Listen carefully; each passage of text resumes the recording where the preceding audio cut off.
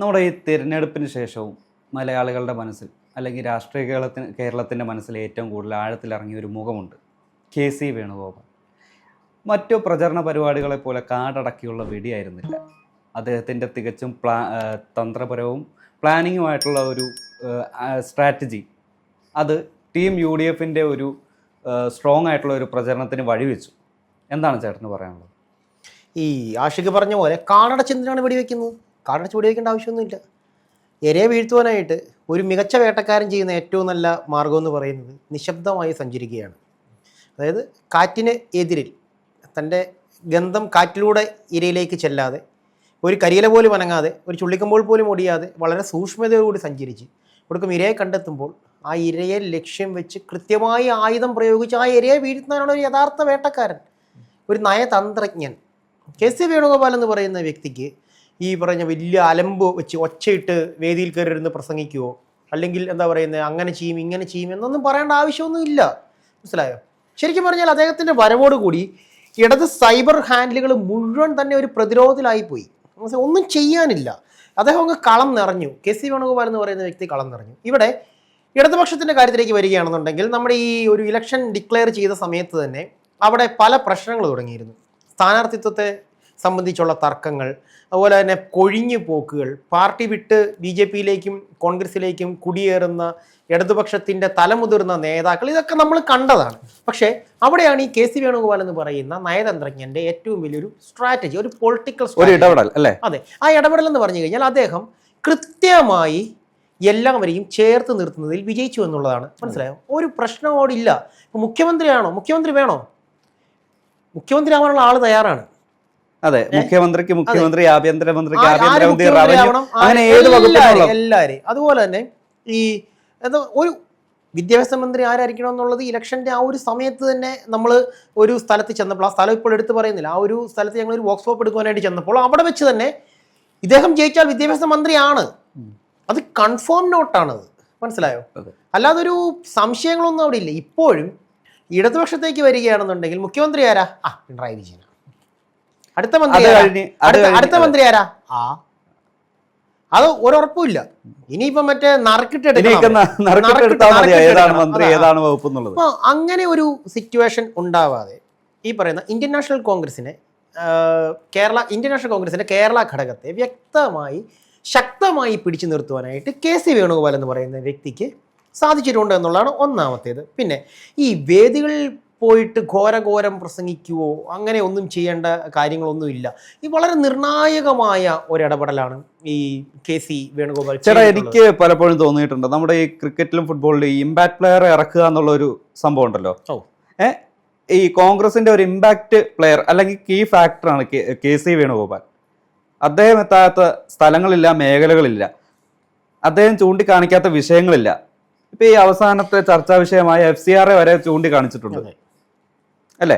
ഈ KC വേണുഗോപാലിനെ കുറിച്ച് പറയുകയാണെന്നുണ്ടെങ്കിൽ അദ്ദേഹം ഇത്തവണ ഈ തെരഞ്ഞെടുപ്പ് രംഗത്ത് കൊണ്ടുവന്നിട്ടുള്ള കുറച്ച് മാറ്റങ്ങളുണ്ടായിരുന്നു. മൊത്തത്തിലൊരു പൊളിച്ചെഴുത്ത് നടത്തി. ഞങ്ങൾ അങ്ങനെ ചെയ്യും, ഇങ്ങനെ ചെയ്യും, അത് ചെയ്യും, ഇത് ചെയ്യും എന്നൊക്കെ പറഞ്ഞ് വിളിച്ചു പറഞ്ഞുകൊണ്ടുള്ള ഒരു പ്രകടന രീതി അല്ല അദ്ദേഹം ഇത്തവണ അവലംബിച്ചതെന്നുള്ളതാണ് ഏറ്റവും ശ്രദ്ധേയമായിട്ടുള്ളൊരു കാര്യം. അദ്ദേഹം ചെയ്തത് സാധാരണ ജനങ്ങൾക്ക് കണക്റ്റ് ആകുന്ന രീതിയിലുള്ള ഒരു പ്രകടന പത്രിക തയ്യാറാക്കുവാനായിട്ട് അദ്ദേഹത്തിൻ്റെ മേൽനോട്ടത്തിൽ സാധിച്ചു എന്നുള്ളതാണ്. അതായത് തൊഴിലില്ലായ്മ, വിലക്കയറ്റം, അതുപോലെ തന്നെ അഴിമതി, ഇത് മൂന്നുമാണ് ഈ നമ്മുടെ സംസ്ഥാനത്തെ ജനങ്ങളെ ഏറ്റവും കൂടുതൽ ബാധിക്കുക, അവർ ഏറ്റവും കൂടുതൽ വലയുകയും ചെയ്യുന്ന മൂന്ന് കാര്യങ്ങൾ. ഒരു സർക്കാർ സ്ഥാപനത്തിൽ കൈക്കൂലി കൊടുക്കാതെ കാര്യങ്ങൾ നേടിയെടുക്കാൻ പറ്റില്ല എന്ന് വരുന്ന ഒരവസ്ഥ വന്നു കഴിഞ്ഞാൽ ഒരു സാധാരണക്കാർ എങ്ങനെ ജീവിക്കുമെന്നുള്ള ഒരു ചോദ്യമുണ്ട്. ആ ഒരു ചോദ്യത്തെ നമുക്ക് അഴിമതി എന്ന് പറയാൻ പറ്റും. ആ അഴിമതി അതിനെ അദ്ദേഹം എടുത്തു കാണിച്ചുകൊണ്ടാണ് അദ്ദേഹം ആദ്യത്തെ പ്രകടനം നടത്തിയത്. പിന്നെ ഉള്ളത് ഈ പറയുന്ന തൊഴിലില്ലായ്മ. ഇവിടെ ഈ പറയുന്ന PSC എഴുതി PSC റാങ്ക് ലിസ്റ്റിൽ പെട്ട് നിൽക്കുമ്പോഴും ആശ്രിതരെ പിൻവാതിലൂടെ നിയമിക്കുന്ന ഇടതുപക്ഷത്തെ അദ്ദേഹം പറയാതെ പറഞ്ഞുകൊണ്ട് ആക്രമിച്ചു എന്നുള്ളതാണ് അദ്ദേഹത്തിൻ്റെ രണ്ടാമത്തെ സ്ട്രാറ്റജി. ശത്രുവിനെ നിഷ്പ്രഭനാക്കുവാനായിട്ട് എന്താ പറയുന്നത്, വലിയ മസിലും കർണകഠോരമായ ശബ്ദവും ഒന്നും ആവശ്യമില്ല എന്ന് KC വേണുഗോപാൽ തെളിയിച്ച രണ്ടാമത്തേതാണ്. പിന്നെ ഉള്ളതെന്ന് പറയുന്നതാണ് വിലക്കയറ്റം.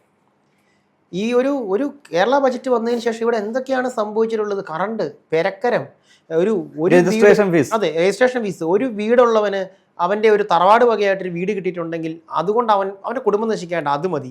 അങ്ങനെയുള്ള രീതിയിലേക്കുള്ള വൻ വിലക്കയറ്റം, ടാക്സ്, അത് ഇത് ഇങ്ങനെയുള്ള കാര്യങ്ങളെ മുഴുവൻ ഈ KC വേണുഗോപാൽ നിശിതമായി തന്നെ വിമർശിക്കുകയും ഇതെല്ലാം തന്നെ സാധാരണ ജനങ്ങളിലേക്ക് വളരെ വ്യക്തമായി കണക്ട് ചെയ്യാനായിട്ട് അദ്ദേഹത്തിന് സാധിക്കുകയും ചെയ്തു. അങ്ങനെ സംഭവിക്കുമ്പോൾ എന്താണ് ഉണ്ടാവുക? ഇവിടെ നമുക്കറിയാം, ഈ നമ്മുടെ വി ഡി സതീശൻ ഇലക്ഷന് കുറച്ച് മുൻപ് ഇവിടുത്തെ യുവാക്കളെ മൊത്തത്തിൽ ഒറ്റ ഡയലോഗിലൂടെ അങ്ങ് കയ്യിലോട്ട് എടുത്ത് കളഞ്ഞു. മോഡിഫിക്കേഷൻ അനുവദിക്കാം, പിള്ളേരെ നിയമപരം ആയ, അതായത് നിയമം അനുശാസിക്കുന്ന മോഡിഫിക്കേഷൻ എന്താണ്? വാഹനത്തിന് നിറം മാറ്റണമെന്നുണ്ടെങ്കിൽ, ബൈക്കാണെന്നുണ്ടെങ്കിൽ 1500 രൂപ RTO ഓഫീസിൽ കെട്ടിവെച്ച് നമുക്ക് ഇഷ്ടമുള്ള നിറത്തിലേക്ക് നമ്മുടെ വണ്ടി കൊണ്ടുപോകാം. വാഹനത്തിന് മറ്റുള്ളവർക്ക് ശല്യമാകാത്ത രീതിയിലുള്ള ഹോണുകൾ വെക്കാം, ലൈറ്റുകൾ വെക്കാം, സ്റ്റിക്കർ ഒട്ടിക്കാം. അതിന്റെ ഡെസിബലിന്റെ ഒരു കണക്കുണ്ടല്ലോ. ഇപ്പോ റെയിൽവേ സ്റ്റേഷനിൽ വെച്ചിരിക്കുന്ന വണ്ടിയിൽ ഒരു കാക്ക തൂറി കഴിഞ്ഞാൽ അത് മോഡിഫിക്കേഷൻ എന്ന് പറഞ്ഞിട്ട് പെറ്റിയടിക്കുന്ന സർക്കാരുമാണുള്ളത്. അപ്പൊ അങ്ങനെ BD എന്ത് ചെയ്തു? വീട് ജനങ്ങളെ, ഈ പറയുന്ന ഇവിടുത്തെ കേരളത്തിലെ യുവജനങ്ങളിൽ 99% വണ്ടിഭ്രാന്തന്മാരാണ്. തീർച്ചയായും വണ്ടിഭ്രാന്തൻ. സീരിയസ്ലി ഞാനൊരു നല്ല വണ്ടിഭ്രാന്തനാണ്, എൻ്റെ വണ്ടികളുടെ കളക്ഷനും അറിയാം. അപ്പം ഞാൻ പറഞ്ഞത്, അപ്പം അങ്ങനെയുള്ള യുവജനതയെ എന്ത് ചെയ്തു? ഇങ്ങനെ കണക്ട് ചെയ്തു. ഇതെല്ലാം തന്നെ ഈ പറയുന്ന KC വേണുഗോപാൽ എന്ന് പറയുന്ന മനുഷ്യന്റെ, നയതന്ത്രജ്ഞന്റെ തലയിൽ നിന്ന് പോയിട്ടുള്ള ഐഡിയകളാണ്, പ്ലാനിംഗ് ആണ്. അതെ, അതൊരു വേവ്സ് പോലെ, ഒരു സിഗ്നൽസ് പോലെ അത് മറ്റുള്ളവരിലേക്ക് ചെല്ലുവാണ്. അതിൽ തന്നെ ഏറ്റവും എടുത്തു പറയുന്ന സുപ്രധാന നേട്ടമാണ് സ്ഥാനാർത്ഥി നിർണയം നടക്കുന്ന സമയത്ത് കോൺഗ്രസിൽ യാതൊരുവിധ സമ്മർദ്ദങ്ങളും ഉണ്ടായിട്ടില്ല എന്നുള്ളതാണ്. വളരെ സ്മൂത്തായിട്ട് തന്നെ എന്തായി കാര്യങ്ങൾ അങ്ങ് ഓടിച്ചു പോകുവാനായിട്ട് KC വേണുഗോപാലിന്റെ നേതൃത്വത്തിൽ ഓരോ ഇടങ്ങളിലെ ആരൊക്കെ നിർത്തണം എന്നുള്ളൊരു തർക്കം പോലും ഉണ്ടായില്ല. കൃത്യമായ ഒരു പോയിന്റ് ഉണ്ടായിരുന്നു, കൃത്യമായ ഒരു പോയിന്റ്. അതുപോലെ തന്നെ ഈ വിമത സ്ഥാനാർത്ഥികളെ എങ്ങനെ ഹാൻഡിൽ ചെയ്യണം. കാരണം ഇവിടെ നോക്കിക്കഴിഞ്ഞാൽ അറിയാം, അമ്പലപ്പുഴയിൽ നിന്ന് G സുധാകരൻ സഖാവ് പാർട്ടി വിട്ട് പുറത്തിറങ്ങി വിമതനായിട്ട് മത്സരിക്കുമ്പോൾ UDF സപ്പോർട്ട് കൊടുക്കുകയാണ്. കാരണം എന്താണ്? അതൊരു ബ്രില്യന്റ് മൂവ് ആണ്. അദ്ദേഹത്തിനെ പോലെ അമ്പലപ്പുഴ അറിഞ്ഞ ഒരു നേതാവ് വേറെയില്ല, അല്ലെങ്കിൽ ആലപ്പുഴ അറിഞ്ഞ നേതാവ് വേറെ. അതൊരു നല്ല മൂവ് ആകുന്ന എവിടെയെന്ന് ചോദിച്ചു കഴിഞ്ഞാൽ, ആഷിക്ക് മനസ്സിലാക്കേണ്ട ഒരു കാര്യം എന്ന് ചോദിച്ചു കഴിഞ്ഞാൽ, തങ്ങൾക്കൊരു കാലത്ത് കൈവിട്ട് പോയിട്ടുള്ള മണ്ഡലം അത് തങ്ങൾക്ക് തിരിച്ചു കിട്ടണമെന്നുണ്ടെങ്കിൽ അത് ആര് എന്ത് എന്നുള്ളത്, അയാൾ മുമ്പ് എവിടെ നിന്നു എന്നുള്ളതല്ല, ഇനി അയാൾ എവിടെ നിൽക്കുന്നു എന്നുള്ളതാണ്. അതാണ് നമ്മുടെ ഇടതുപക്ഷത്തിന് സാധിക്കാതെ പോയത്. പോയാരൊക്കെ പോട്ടെ, പാർട്ടിയാണ് വർഗവഞ്ചകൻ, അവസരവാദി എന്നുള്ള രീതിയിൽ ചാപ്പ കുത്തി. പക്ഷെ ഇപ്പൊ സംഭവിച്ചത് എന്താണ്? അവസാനത്തിലേക്ക് വന്നു കഴിഞ്ഞപ്പോ, ഈ ഇലക്ഷൻ കഴിഞ്ഞു കഴിഞ്ഞപ്പോഴേക്കും പാർട്ടി ശരിക്കും പറഞ്ഞ സമ്മർദ്ദത്തിലാണ്. കിട്ടുമെന്ന് കരുതിയ സീറ്റുകൾ പോലും കൈവിട്ടു പോയി. ഈ പറയുന്ന അമ്പലപ്പുഴയിൽ ഈ G സുധാകരന്റെ കൊഴിഞ്ഞുപോക്ക് അമ്പലപ്പുഴ മണ്ഡലത്തെ മാത്രമല്ല, ആലപ്പുഴ ജില്ലയെ ഒന്നാകെ ബാധിക്കുന്ന ഒരവസ്ഥയിലേക്ക് പോയി. മനസ്സിലായോ? അതുപോലെ തന്നെ കണ്ണൂര് 2 സുപ്രധാന നേതാക്കന്മാരാണ് കണ്ണൂര് പോയിട്ടുള്ളത്. TK ഗോവിന്ദൻ, അതെ, TK ഗോവിന്ദനും അതുപോലെ തന്നെ കുഞ്ഞികൃഷ്ണൻ ചേട്ടനും. ഇവർ രണ്ടുപേരും എന്ന് പറഞ്ഞാൽ അവരവിടെ ഉണ്ടാക്കിയുള്ള ഒരു ഇമ്പാക്ട് ഉണ്ട്. ആ ഒരു ഇമ്പാക്ട് ശരിക്കും പറഞ്ഞു കഴിഞ്ഞാൽ കണ്ണൂർ ജില്ലയെ മൊത്തത്തിലാണ് ബാധിക്കുന്നത്. താഴേക്ക് വരുമ്പോ ഐഷ പോറ്റി, അതെ, അത് കൊട്ടാരക്കരയെ ബാധിച്ചിട്ടുണ്ട്. അതുപോലെ തന്നെ പാലക്കാട്ടേക്ക് വന്നു കഴിയുമ്പോഴേക്കും PK ശശി പോയിട്ടുണ്ട്. അത് പാലക്കാട് ജില്ലയെ മൊത്തത്തിൽ ബാധിച്ചിട്ടുണ്ട്. അവർക്ക് CPI ആണ്, ശരിയാണ്. ഈ CPIമുമായിട്ട് കണക്ട് ചെയ്ത് നിന്നിട്ടാണ് പാലക്കാട് സീറ്റ് കൊടുത്തുകൊണ്ടിരുന്നത്. അവിടെയാണ് ഞാൻ ഈ പറഞ്ഞ KC വേണുഗോപാൽ എന്ന് പറയുന്ന മനുഷ്യന്റെ തലച്ചോറ് വർക്ക് ചെയ്യുന്നത്. അദ്ദേഹം എന്ത് ചെയ്തു?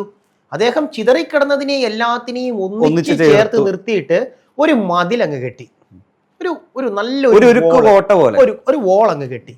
ആ വോളിന്റെ മുകളിൽ അദ്ദേഹം ഒരു സിംഹാസനം ഇട്ടങ്ങിയിരുന്നു. അദ്ദേഹം ഇറങ്ങി ഒന്നും ചെയ്തിട്ടില്ല, പക്ഷെ അദ്ദേഹം കൃത്യമായിട്ടുള്ള നിർദ്ദേശങ്ങൾ കൊടുത്തിരുന്നു.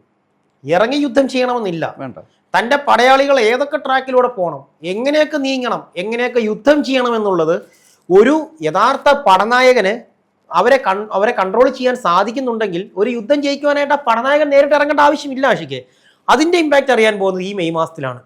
ഈ മെയ് മാസത്തിൽ തീർച്ചയായിട്ടും UDF അധികാരത്തിൽ വരും. അത് ഈ പറയുന്ന വേണുഗോപാലിൻ്റെ വിജയം കൂടിയാണ്. വേണുഗോപാൽ എന്ന് പറയുന്ന നയതന്ത്രജ്ഞൻ്റെ തലയിൽ വിരിഞ്ഞ കുശാഗ്ര ബുദ്ധിയിൽ നിന്ന് ഉരുത്തിരിഞ്ഞ് വന്നിട്ടുള്ള ചില പൊളിറ്റിക്കൽ സ്ട്രാറ്റജികൾ നേടിയെടുക്കുന്ന വിജയമാണ്. ഉറപ്പായും UDF അധികാരത്തിൽ വരും, ഭരണമാറ്റം വേണം, അത് സംഭവിക്കട്ടെ. അപ്പോൾ 4 വേണ്ടി കാത്തിരിക്കാം അല്ലേ? തീർച്ചയായും.